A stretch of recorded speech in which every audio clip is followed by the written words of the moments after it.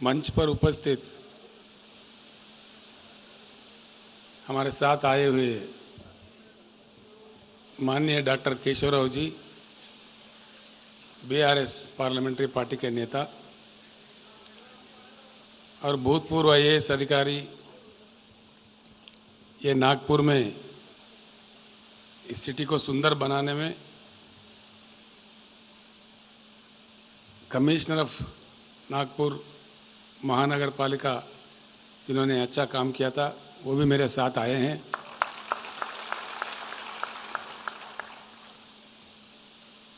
और मंच पर उपस्थित श्री शंकरण्णा दोंडगे जी, माणिकराव कदम जी, श्री वाकुड़कर जी और मंच पर उपस्थित अन्य हमारे जहीराबाद के पार्लियामेंट सदस्य श्री बीबी पाटिल जी और कई लोग हैं, विधायक जी और अन्य पार्टी के वरिष्ठ नेता लोगों को और आप तमाम भाई बहनों को मैं प्रणाम करता हूं। सबसे पहले महाराष्ट्र राज्य के इस पावन धरती को मैं प्रणाम करता हूं।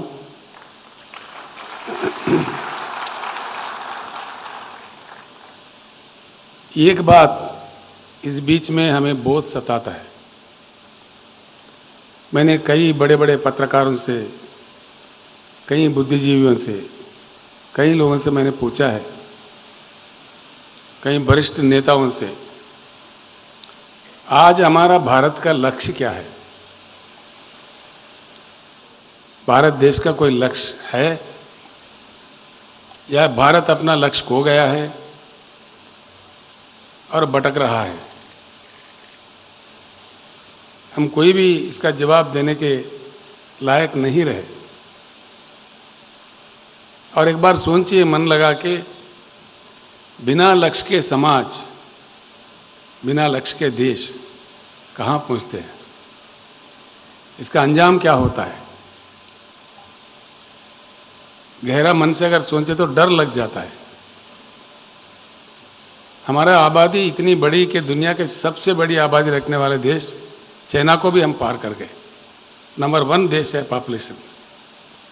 इतनी बड़ी आबादी 140 करोड़ के ऊपर, इनके साथ इस प्रकार का खिलवाड़ हो रहा है। अब एक शब्द में कहना है तो भारत का लक्ष्य सिर्फ चुनाव जीतना ही लक्ष्य हो गया। कुछ भी करो, दंगा करो, फसाद करो, काटो मारो, शराब पिलाओ, पैसे दे दो, बस चुनाव जीतो।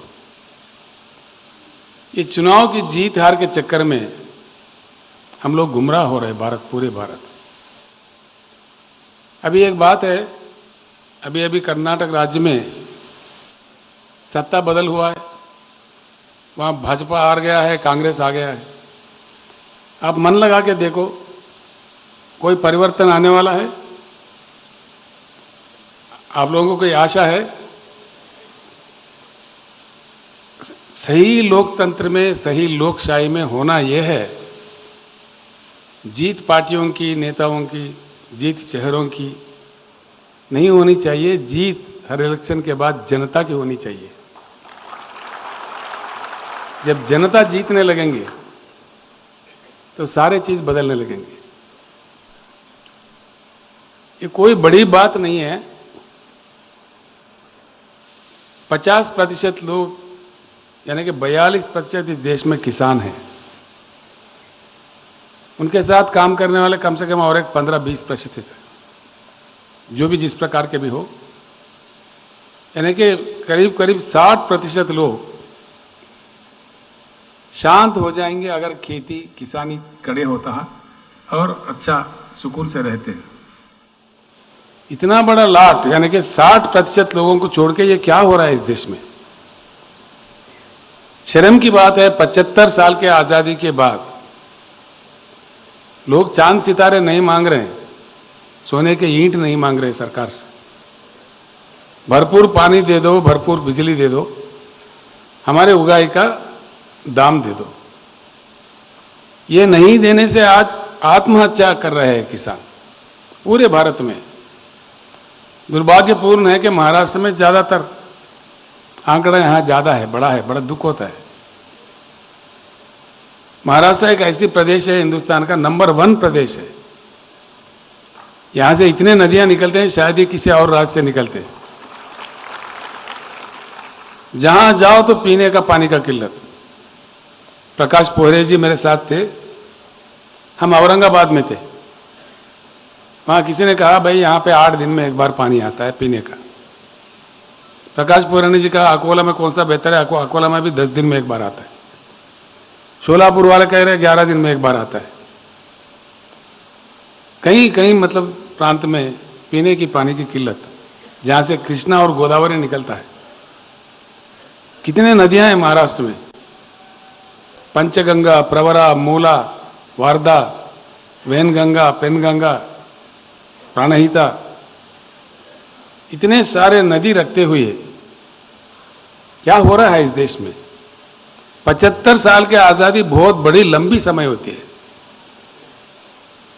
मैं एक बात कहूं तो आपको हैरत होगा, महाराष्ट्र तो महाराष्ट्र है, देश का राजधानी जो दिल्ली है, 75 साल के आजादी के बाद वहां भी पर्याप्त पानी की उपलब्धि नहीं है। कई हमारे दोस्तों के घर में गड्ढे खोदे हुए हैं, टैंकर खरीदने पड़ते हैं हर दिन। अफसोस की बात है। और दिल्ली एक ऐसी जगह है जो गंगा यमुना के बीच में डेल्टा में है, पानी की कमी नहीं है, देश की राजधानी है। पानी नहीं, बिजली भी पर्याप्त नहीं मिलता, बिजली की कटौती होती है दिल्ली में कई प्रांत में। ये क्या हो रहा है, क्या आखिरकार इसका कारण क्या है, वजह क्या है। मैं किसी एक पार्टी को या किसी व्यक्ति को आलोचना करना मेरा काम नहीं है। मैं परिस्थितियों का समझने का और समझाने का काम करता हूं। मैं साफ साफ आप लोगों को एक बात बताता हूं, बीआरएस एक मिशन है। भले ही राजनीतिक पार्टी है, राजनीति एक व्हीकल है, जो कि नीतियां बनना है, कानून बनना है तो असेंबली से, पार्लियामेंट से ही बनते हैं, वो हम जानते हैं। आंदोलन कर करके पूरी जनता थक गई है। किसानों को लेकर अगर बात करें तो यहां शरद जोशी बहुत ही महान किसान नेता, देश के जाने माने नेता, उन्होंने क्या कम लड़ी थी, कितने साल लड़ी थी, कितने बार जेल गए थे। उनके साथ शंकरन्ना धोंडगे जी, मानिक कदम जी और कई हजारों लाखों लोग कितने लड़ाइयां लड़े। आज भी प्याज के दाम के लिए नासिक से मुंबई तक लोग 50,000, 10,000 महिलाएं, जिनके खून में, मायरों में से खून भी निकल रहा है, यात्रा करना पड़ता है। ये क्या हो रहा है, क्या तरीका है। लोकतंत्र का यही है। जो हमारे स्वतंत्र सेनानी थे, उनका यही इच्छा था, यही देखना चाह रहे थे, इसीलिए स्वतंत्र पाया हमने। ये बड़े दुख की बात है। राजनीति तो बहुत चलता है, राजनीति आए तो कोई ना किसी को हारना है, किसी न किसी को जीतना है, लेकिन जनता की जीत के ओर हमको आज सोचने का घड़ी है। जनता की जीत किस प्रकार से हो सकता है, ये संभव बात है, असंभव नहीं है। होंगे बड़े बड़े नेता होंगे, कई हैं, हमने कहीं देखा है देश में भी, यहां पे भी जितने पार्टी है महाराष्ट्र में, जिनको एक पार्टी मुझे बताया जिनको सत्ता नहीं मिला, हर पार्टी को मिला, हर पार्टी के मुख्यमंत्री बने यहां पे, फिर किसी एक ने भी परिवर्तन क्यों नहीं लाया, यह सोचने की बात है। पार्टी ठीक है, पार्टी से हमको कोई एतराज नहीं है, लोकशाही में पार्टियां होना चाहिए, वो प्रजास्वाम्य के, लोकशाही के स्तंभ होते हैं। पार्टी की मौजूदगी बहुत जरूरी है, पार्टियों के बीच में टक्कर की भी बहुत जरूरी है। जो अच्छा क्वालिटी काम करता है उसको जनता मौका देगी। तो मैं आपसे फिर एक बार कहता हूं, ये बीआरएस भारत परिवर्तन का एक मिशन है। पूरी भारत को सुधारना है, सिर्फ महाराष्ट्र राज्य को नहीं, पूरी भारत जब तक परिवर्तन ना हो हमारे समस्याओं का समाधान नहीं निकलेगा। एक सेंटेंस में कहना है तो परिवर्तित भारत ही आज के भारत के सर्व समस्याओं के समाधान है। 100%, इसमें कोई दौराय नहीं। दुनिया में कई मिसाल देखने को मिलते हैं। ठीक है, हर समाज का किसी न किसी तरीके का शुरुआत होता है, किसी का आज़ादी से गिनते हैं, किसी का इनकलाब के बाद, रिवॉल्यूशन के बाद गिनते हैं, किसी का ट्रांसफॉर्मेशन होता है, तानाशाही से लोकशाही में बदलते हैं, वहां से फिर गिनती शुरू करते हैं। हमारे देश में हमारी व्यवस्था है कि हम आज़ादी के जब से देश का शुरुआत का गिनती करते हैं। तो होता यह है, हर देश में, सारे ग्लोब में अगर देखें हम लोग, उस समय के जैसे बुद्धिजीवी होते हैं, जैसे कि डॉक्टर बाबा साहब अम्बेडकर थे हमारे यहाँ, उनके नेतृत्व में एक संविधान बना, कानून कायदा बना दिया, देश चल पड़ा। चलते चलते अनुभव ही कुछ और मिलते हैं। जब लिख के चलते हैं, कानून बना के चलते, कुछ एक रास्ता बना के चलते हैं, जब चल पड़े तो अनुभव कुछ अलग बताता है, उसके मुताबिक काम होता है और 1-2 दशक या मैक्सिमम 3 दशक के अंदर पूरे सेटल होता है। हमारे पास 75 साल गुजर गए, अभी भी कोई सेटल नहीं। किसान रो रहा है, आत्महत्या कर रहा है आखिरकार, फिर कौन सुख से है? शोषित, पीड़ित, वंचित जो लोग हैं, आज हमारे देश में दलितों का स्थिति क्या है? मैं एक शब्द में कहता हूं, दलितों का गरीबी और दलितों का साथ अन्याय जब तक नहीं रुकेगा, हमारे चेहरे से वो दब्बा नहीं जाएगा। 100% ये मेरी बात मान लीजिए आप। अमेरिका जैसा देश, जहां वहां के मुकामी लोग, नेटिव लोग, रेड इंडियंस को काफी सताए थे, श्वेत जाति वालों ने काफी अत्याचार किए थे उनके ऊपर, लेकिन अमेरिका जैसा देश भी, वहां भी चेतना जाग गई। मैंने किसी सभा में कह दिया, सभी ने खूब तालियां बजाए, बराक ओबामा को अमेरिका का अध्यक्ष बना के अमेरिका ने अपने पापों को धोया है। ऐसे ही हमारे पास जब तक हमारे दलित समाज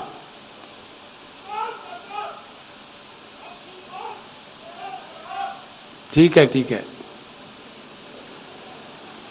उनको जोश ज्यादा है,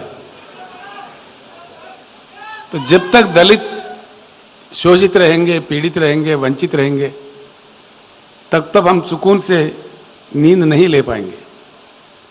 ठीक है, हमारे घर में खाना है, भरपूर खा रहे हैं, लेकिन बगल के घर में अगर वो लोग उपवास है तो हमको क्या लगता है? ऐसी स्थिति हमारे दलित समाज का है। इसको किसी ना किसी तरह से इसको सुधारना चाहिए, इसका उद्धार होना चाहिए। ऐसे ही आदिवासी कब तक लड़ेंगे अपने हकों के लिए? वो लगातार लड़ रहे हैं आजादी के जब से आज तक, समस्या मिटता ही नहीं। बुद्धिजीवियों की कमी नहीं, ऑफिसरों की कमी नहीं, पार्टियों की कमी नहीं, हार जीत की कमी नहीं, फिर क्यों समाधान नहीं निकलता? ये बुनियादी बातें सोचने की बातें हैं। खास तौर पर यहां के बुद्धिजीवियों से, युवा से मैं हाथ जोड़ के सभी को प्रणाम करके विनम्र निवेदन करता हूं, वक्त आ गया है, अभी हमको जागरूक होने जरूरी है, बहुत जरूरी है। और जब तक ये देश नहीं बदलेगा, देश का विचारधारा नहीं बदलेगा, कुछ नहीं होने वाला है। सिर्फ चुनाव आएंगे, कोई पार्टी हारेंगे, कोई पार्टी जीतेंगे, बस यही ड्रामा चलता रहेगा। 2 शब्द मैं बताता हूं आपको। एक, पानी, जिसकी कमी तो होनी ही नहीं चाहिए भारत में। देश को जितना पानी चाहिए उससे कई गुना डबल पानी की उपलब्धि है देश में। ये आंकड़े मेरे नहीं है, केंद्र सरकार के हैं। भारतवर्ष में हर साल 1,40,000 टीएमसी की बारिश होती है, जिसमें से सीधे ही बरसात होते समय ही फ्रिक्शन होकर के हवा से आधा पानी बाष्पीकरण होता है, यानी कि 70,000 करीब बाष्पीकरण हो जाता है। बाकी 70,000 पानी हमारे भूमिगत जाता है, कुछ भूमिजल, और बाकी 60-65,000 टीएमसी सीधे ही शुद्ध नदियों में शुद्ध पानी हमारे देश में बहता है। इसमें से आज तक भारत ने उपयोग किया सिर्फ 19-20,000 टीएमसी। बाकी 50,000 टीएमसी बह रहे समंदर में, या तो बंगाल के खाड़ी में या अरबिया समुद्र में। सभी देख रहे हैं, इतने सारे प्रधानमंत्री, इतने सारे मुख्यमंत्री, इतने सारे विधायक, आमदार, खासदार, क्या क्या नहीं, लेकिन कुछ होता है नहीं। इधर हमारे खेत भी सूखे हैं, हमारे गले भी सूखे हैं। क्या पाप किया देश ने? हकीकत बताए तो ये बात यह है, भारत में सबसे ज्यादा कृषि लायक भूमि है।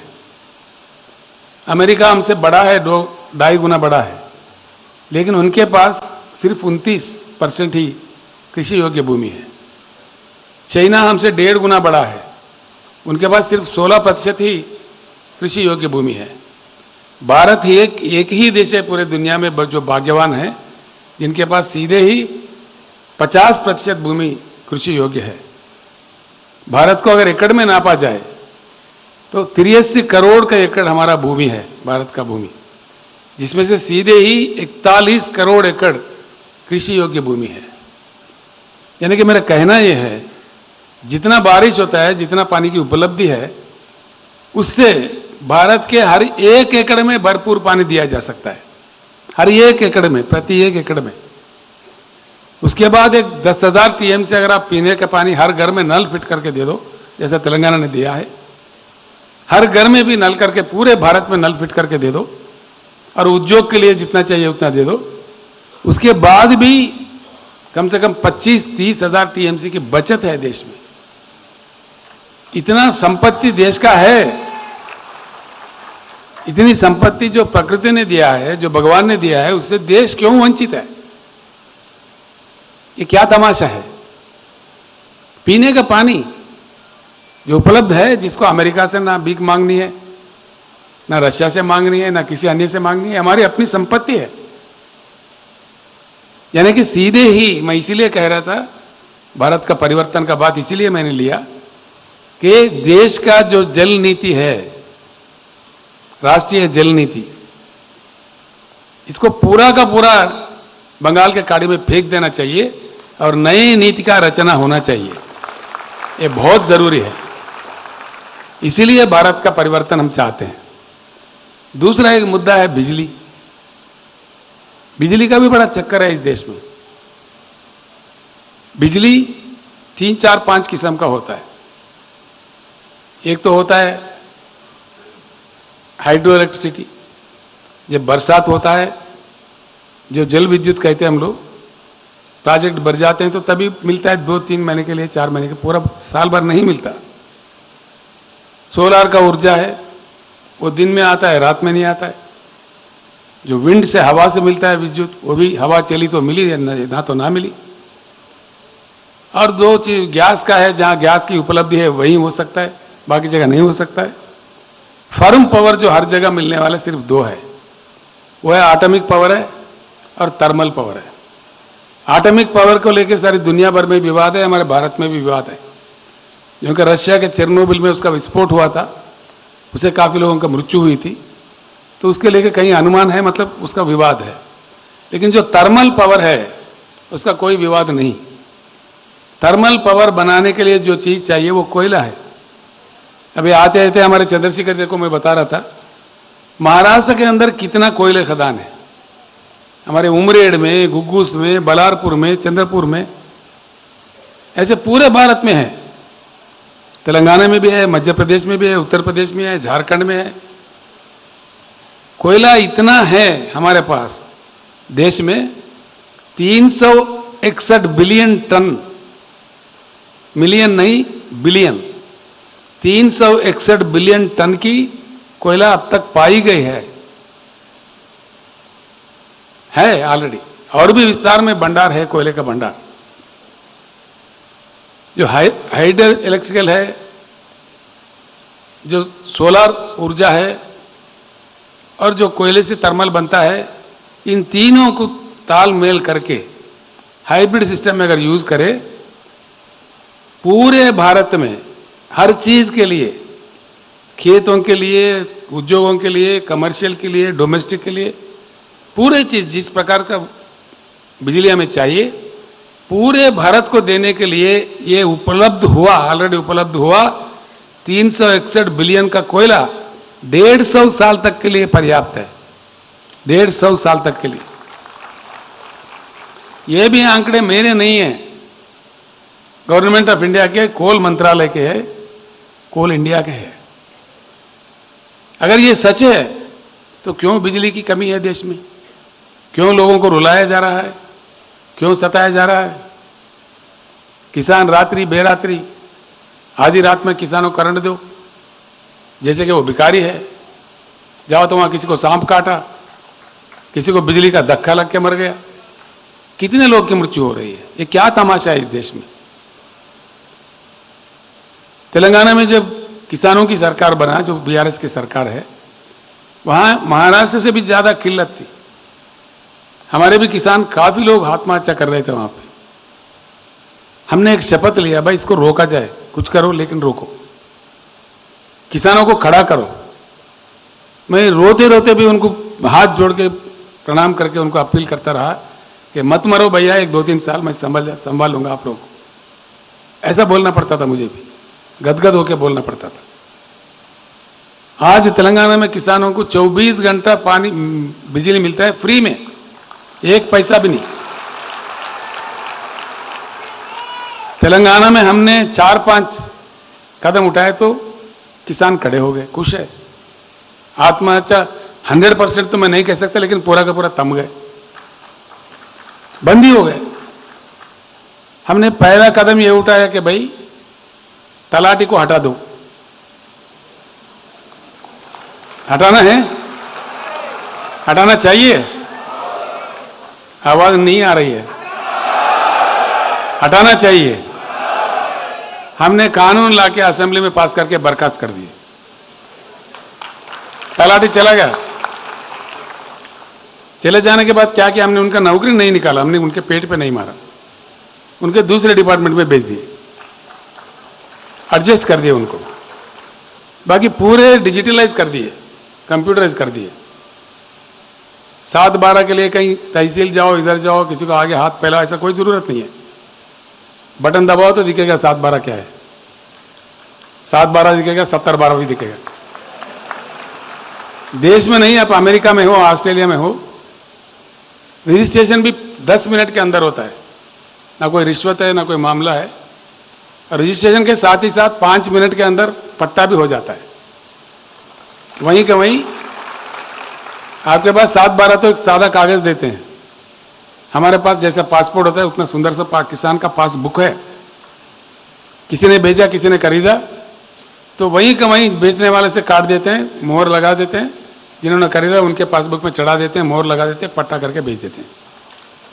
कोई घूमना फिरना कुछ नहीं। एक तलाटी व्यवस्था बर्खास्त करके सारे भूमि के रिकॉर्ड्स को डिजिटलाइज करने से इतना फायदा हुआ। किसान अब जाते नहीं तहसील में। दूसरा क्या किया, इनसे क्या हुआ, इससे फायदा इतने मिले ये करने से। आज हम फसल को एक बार 5-5 हजार के हिसाब से 1 एकड़ को 10,000 रुपए निवेश के लिए देते हैं टाइम सीजन पे, ताकि वो बीज खाद जो भी उनको चाहिए वो खरीद लेते हैं, सही टाइम पे पहुंचा देते हैं। किस प्रकार से, उनको कोई दफ्तर नहीं जाना पड़ता, कोई दरखास्त देना नहीं पड़ता, किसी चीज की जरूरत नहीं है।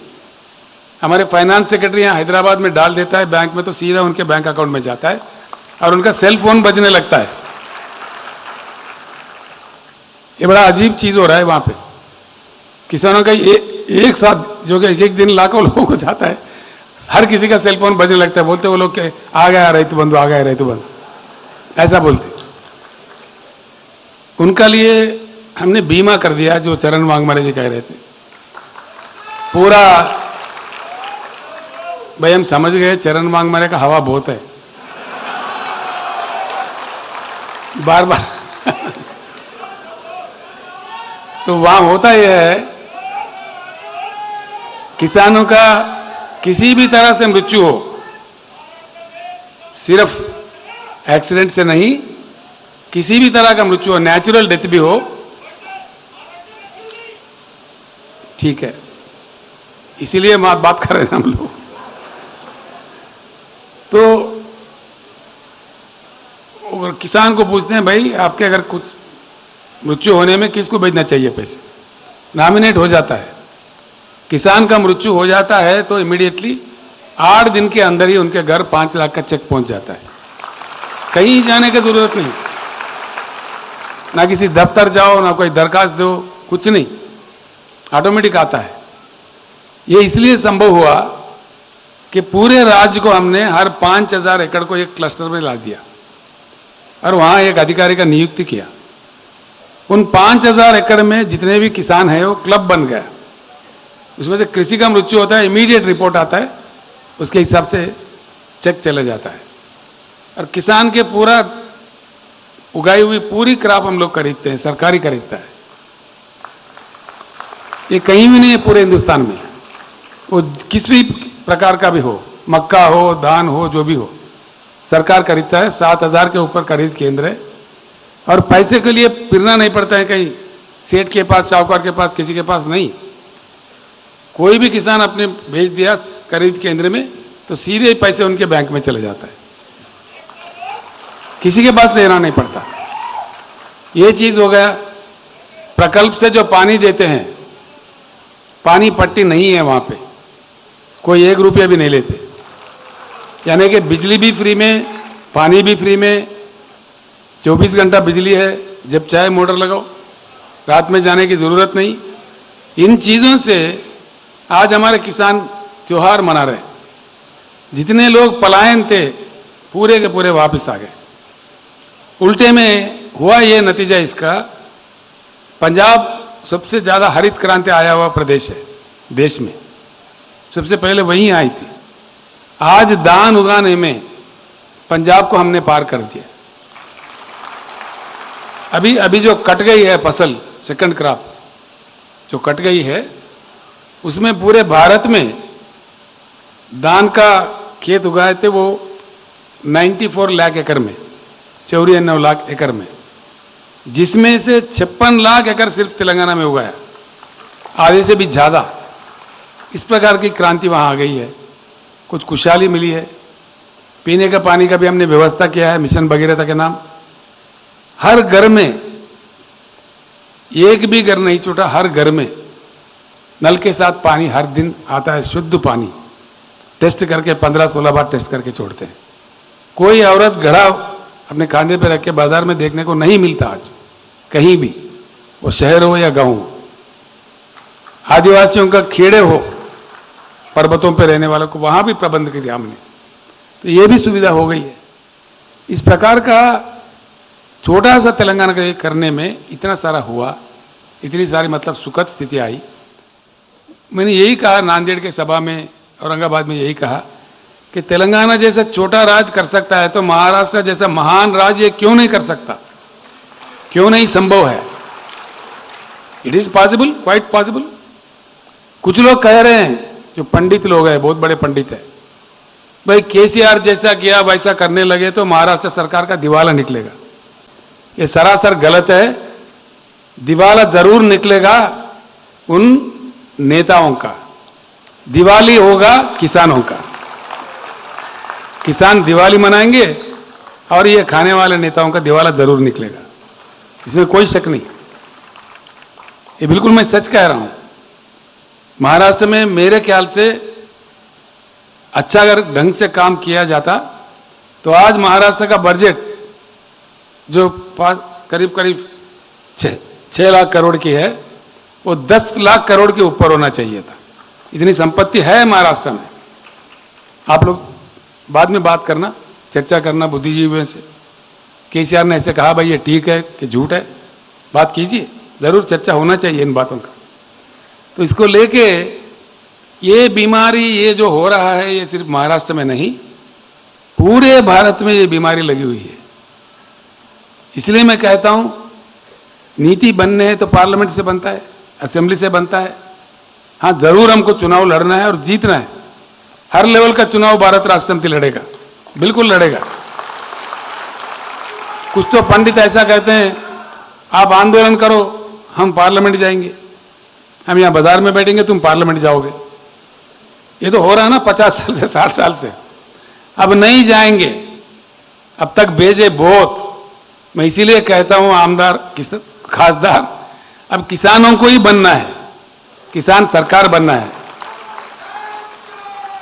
इतना हल चला के, इतना दान उगा के देश को अन्न खिला सकते किसान, क्या पार्लियामेंट जाके कानून नीति नहीं बना सकता अपने मुताबिक?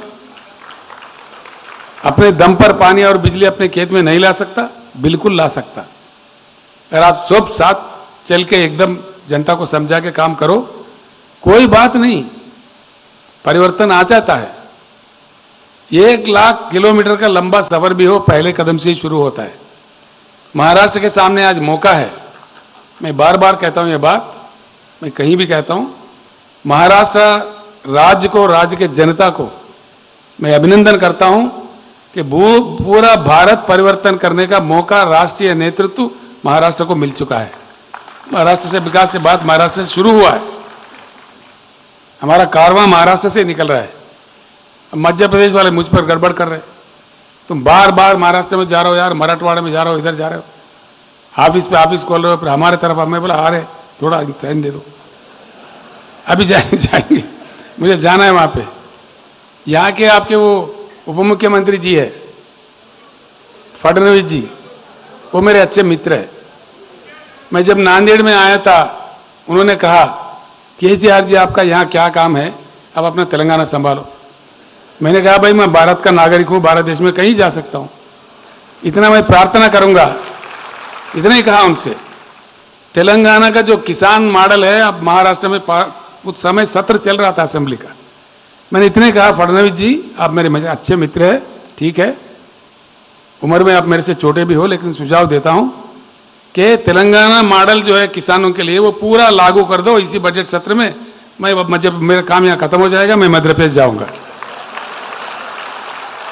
ये बात सही है, यानी कि बात पक्की है कि जब तक तेलंगाना मॉडल का भरपूर अमल महाराष्ट्र में नहीं आएगा तब तक हम लड़ते रहेंगे, चाहे कुछ भी हो जाए।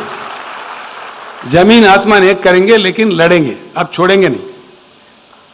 हर गांव में, हर गली में हम समझाएंगे। चरण वांगमरे जी मराठी में बोल रहे थे, मैं बोल नहीं सकता लेकिन समझ रहा हूं आजकल। महाराष्ट्र में चलते चलते वो कह रहे थे कि भाई मुंबई में अनिल अंबानी है, फलाने सेठ है, वहां क्या कहोगे किसान का नारा। तो उनका थाली का खाना कौन भेज रहे, उनके तरकारी कौन भेज रहे। देश अगर हमारे साथ नहीं आएंगे बेटा तुम्हारा काम खाना बंद हो जाएगा, है ना। किसान के साथ देश को चलना ही पड़ेगा। अगर किसान समझे तो ऐसा मजबूर भी कर सकता है, लेकिन किसानों का मजबूरी को फायदा उठाते हुए, उनको दलालों का शिकार करते हुए खराब करना किसी भी प्रकार से देश के लिए उचित नहीं है, बिल्कुल ही नहीं है। कल ही मेरे पास कर्नाटक के नए चुने गए मुख्यमंत्री जी का फोन आया था। चंद्रशेखर राव जी, हमें 27 लाख टन की चावल की जरूरत है, आपके पास है तो रेट बता दो, हम खरीद लेते। कल ही, यानी कि देश में, मैं एक और अच्छी बात आपको कहना चाहूंगा। कुछ पंडित कहते हैं भाई धान की पैदावारी ज्यादा होगा, उत्पादन ज्यादा होगा तो रेट कम हो जाएगा। क्यों हो जाएगा भाई?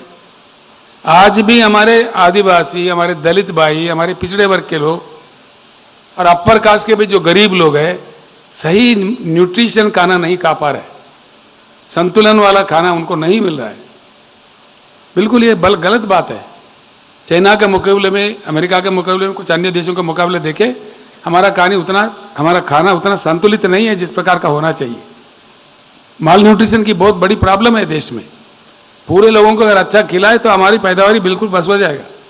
कुछ देश है गरीब तो उनको दे देंगे, उनके पास बेच देंगे। और दूसरा एक महत्वपूर्ण मैं बात आपको कहना चाहूंगा, पूरी भारत में 75 साल से, ये बड़े दुख से कहना पड़ता है, कम मात्रा में हमारी बाहर जाता है, बहुत कम मात्रा में।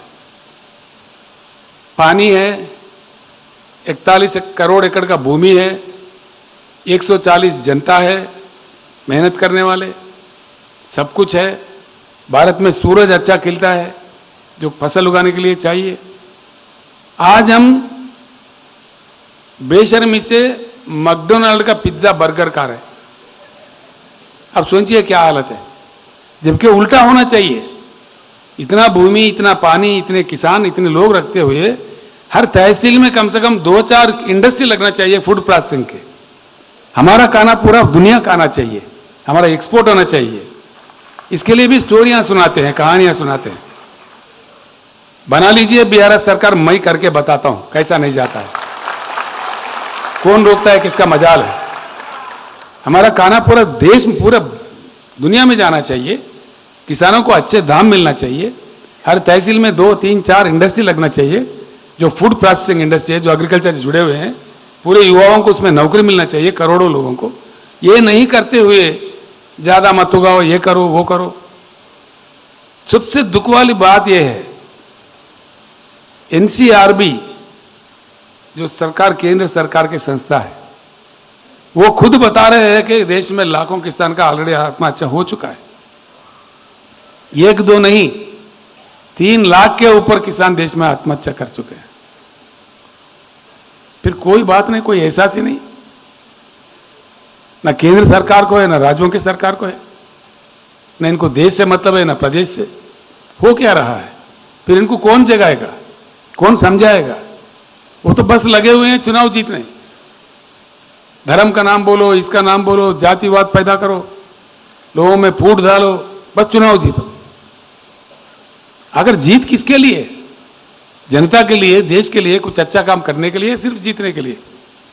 इसके बारे में बहुत अच्छा चर्चा होनी चाहिए।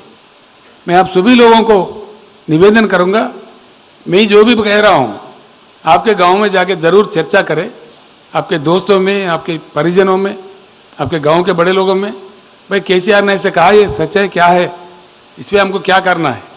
बिल्कुल महाराष्ट्र में बहुत जोरों का चल रहा है बीआरएस का काम, मैं बहुत संतुष्ट हूं। संभावित रूप से आज एक तूफान के जैसा जा रहा है। 4 लाख अब तक हमारे कमिटियों में लोग आ चुके हैं, 4 लाख के ऊपर। अभी ये 30 दिन का जो काम खत्म हो जाएगा तो कम से कम मेरे ख्याल से 25-30 लाख की हमारी सेना बनेगी पूरे महाराष्ट्र राज्य में। अब बहुत बड़े बड़े नेता भी हमारे तरफ देखने लगे हैं। शंकरन अभी बता रहे, मैंने कहा भाई पूरा पुराने नेताओं से मत भरो, कुछ युवा के लिए रखो, किसानों के लिए रखो। फिर पूरे वन भाई बन गए तो पुराने दुकान खुल जाएगा, फिर हम कोई काम नहीं कर पाएंगे। ले कुछ तो रखो, सही बात है ना? तो लिहाजा मैं कहता हूं, नेतृत्व करने वाले कर रहे हैं, 75 साल हो गए, एक बार हम भी ले लेते हैं नेतृत्व।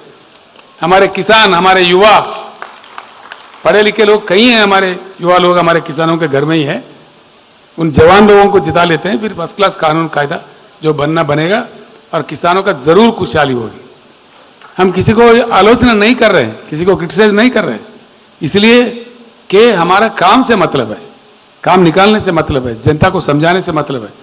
किसी को आप महाराष्ट्र में कुछ तो दोस्त बता रहे थे, टीवी खोले तो चर्चा ऐसा हो रहा है, तू कुत्ता है, तू बिल्ली है, एक को दूसरा गाली देना, बस इसके सिवाय कोई बात नहीं। हम वो नहीं करना चाहते, हम उसमें उस लफड़े में जाना ही नहीं चाहते। सिर्फ लोगों को समझाने में, लोगों को पूरी बात बताने में जितनी प्रयास हमको करना चाहिए उतना जरूर करेंगे। मुझे पूरा विश्वास है, भारत बदलने के लिए जो कदम महाराष्ट्र से पड़ रहे हैं, ये मजबूत कदम होंगे और पूरा भारत परिवर्तित होकर रहेगा। मुझे विश्वास है, इसलिए है कि भारत एक ऐसी देश है, बुद्धुओं का देश नहीं है, भारत बुद्धिजीवियों का देश है, बुद्धिमानों का देश है। I strongly believe that India reacts. ढंग से अगर कहा जाए, ढंग से अगर समझाया जाए, हमारे कॉमन मैन के पास बहुत बड़ा कॉमन सेंस की भंडार है, वो सबसे ज्यादा समझता है। इमरजेंसी के बाद हमने देखा था अपने आंखों से, उस समय के महान नेता इंदिरा गांधी को यूं ही टुकड़ा दिए थे लोग। उनको टुकराने के बाद जो सरकार आई थी, फिर उनको ज्यादा सताने लगे, फिर इनको ठोकर मार के फिर इंदिरा जी को लाके फिर बिठा दिया। यानी कि भारत परिवर्तन चाहता है, समझाने पर, बात उन तक पहुंचाने पर, ढंग से चलने पर बिल्कुल ही भारत बदलने की तरफ जाता है। अभी भारत बहुत बेजार है, ये आजकल जो हो रहे हैं देश में, इससे काफी बेजार हो चुके हैं, इंतजार में है, परिवर्तन के घड़ी के लिए देख रहे हैं। हम एक नए उमंग से, नए परिवर्तन की दिशा में, एक नई आशा से हम कदम आगे बढ़ाएंगे। मुझे पूर्ण विश्वास है, पूर्ण विजय हमको प्राप्त होगा, 100%। आज नागपुर में हमारे ऑफिस का उद्घाटन हुआ बीआरएस का, औरंगाबाद में एक बिल्डिंग खरीद लिए हैं, वहां भी खुल रहा है, और पुणे में, मुंबई भी अपने खुद के ऑफिस होंगे, वहां लंगर भी खोलेंगे, जो भी आएगा वहां खाना खाएगा आराम से। तो इस प्रकार का पूर्ण रूप से हम पूरे राज्य में फैल जाएंगे, हमको जरूर विजय प्राप्त होगा, मुझे पूरा आशा है। क्योंकि महाराष्ट्र एक ऐतिहासिक जगह है, शिवाजी महाराज का जगह है, अंबेडकर, बाबा साहब अंबेडकर का जगह है, ये फुले सावित्री जी का जगह है। यहाँ कोई चीज की कमी नहीं है, बुद्धि की कमी नहीं है, लेकिन राजनीति में हम गुमराह है। अभी हम एकत्रित हो जाए तो सब कुछ बदल जाएगा। मुझे पूर्ण आशा है, विश्वास है, हम जरूर विजय प्राप्त करेंगे। इस भारत परिवर्तन के लिए जो हम लोग चल रहे हैं, मैं कुछ बातें यहां से जाके फिर प्रेस में भी कहूंगा, कल अखबार भी पढ़िए, पूरी बात डिटेल वहां आ जाएंगी। मैं पूर्ण विश्वास, आप सब लोगों को देखने के बाद मुझे बहुत खुश हुआ, मैं बहुत संतुष्ट हूं। आप सब लोगों का धन्यवाद देता हूं और आगे बढ़ के हम विजय प्राप्त करेंगे सर्व कल्याण के लिए, उसमें खास किसानों के कल्याण के लिए। अब की बार ये नारा नहीं, निर्धार है, ये नारा नहीं, अब की बार। धन्यवाद।